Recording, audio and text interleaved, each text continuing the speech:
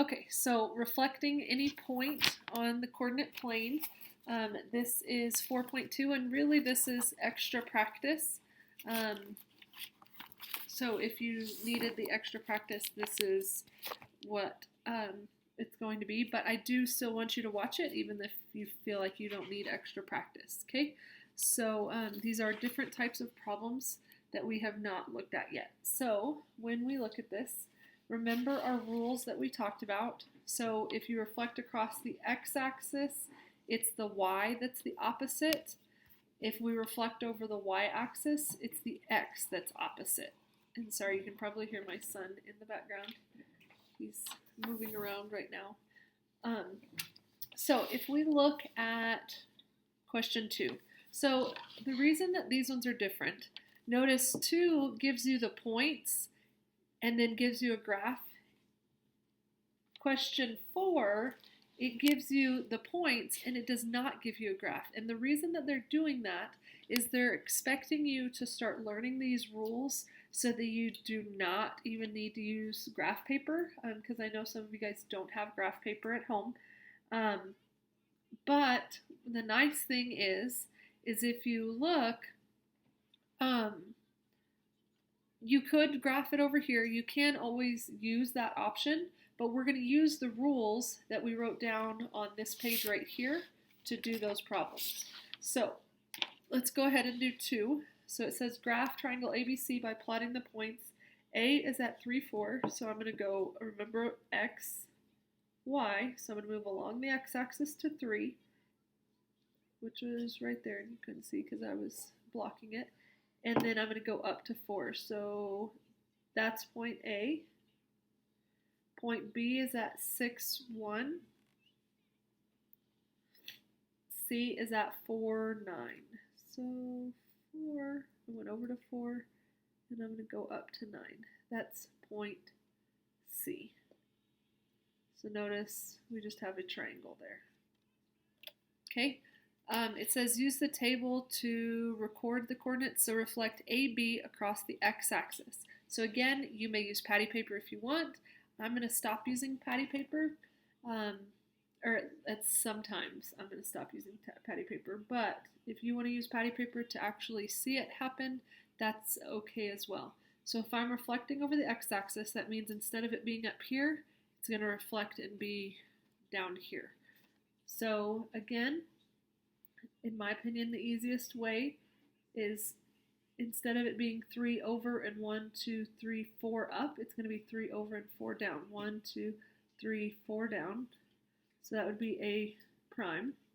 B is 6 over 1 up, so I'm reflecting it down. So X is a reflection over this axis.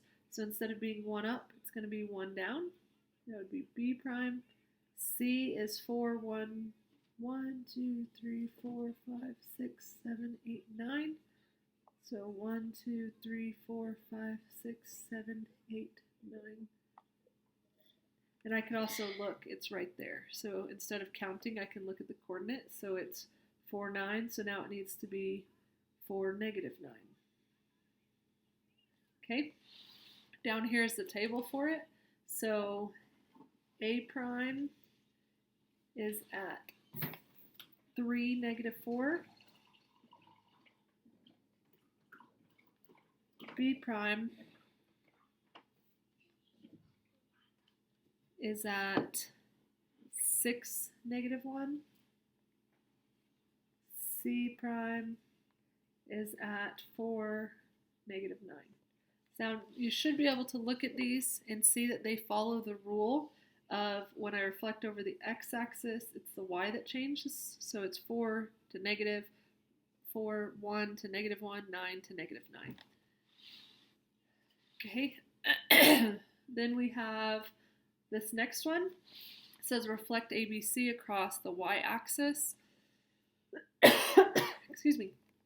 Notice it says triangle ABC, not A prime, B prime, C prime.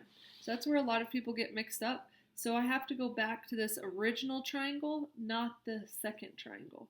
So I'm going to be 3, 1, 2, 3. That would be double prime. B is 6, so I need to be 6 this way. C is 1, 2, 3, 4, 1, 2, 3, 4.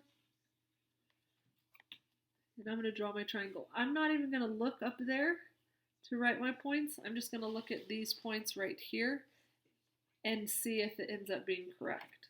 So we have 3, 4.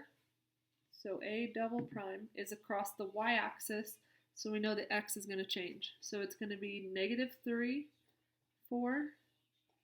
B double prime is at 6, 1. So again, the x value is changing, so it'd be -6, 1. C double prime would be -4, 9. And then let's go look to make sure that that's what we actually did. So -3, that's between right there, and 4, that's correct. -6, 1, that's correct. And then -4, 9, that's correct. Okay, so then now 4. This one we're not even going to use the graph to check. We're just going to use our rules. So when I reflect across the x-axis, what are the coordinates? So D prime, E prime, F prime. So if I'm going to reflect across the x-axis, it's the y that's going to change. So I'm going to actually write all of the x values to stay the same. And then I'm going to change the y values because I'm reflecting across x. Because remember, the x-axis is this one. So if I reflect across the x-axis, it moves this way. It moves from top to bottom or bottom to top. Okay? So it's the opposite. So the opposite of a +10 would be -10. The opposite of a +5 would be -5. The opposite of a -8 would be +8. So that would be my answers. Okay. Then let's do this one. So reflected across the y-axis. Notice it does not say D prime, E prime, or F prime. So I go back to the original. So D was -7, 10. E was -5, 5. F was -1, -8. And I just wrote those so I didn't have to keep pulling my book up and down. Okay, so then I'm reflecting across the y-axis, so we know the x is going to change. So then D double prime,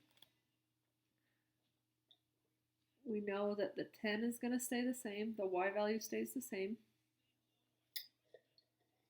Mariana.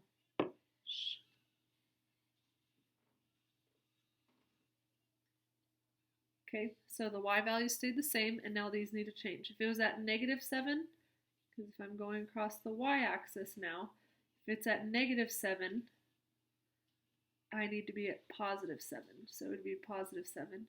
If I was at -5, it would move to +5.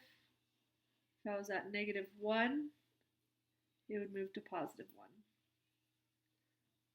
And those are not like true. It's just I was looking at the x value. So if my x was to the left, now it's to the right. To the left moves to the right. Okay, so that, oh, I just marked through that, but that would be our thing. So these are just extra practice problems showing you that sometimes you don't have to use a graph. You can just use the rules that we learned.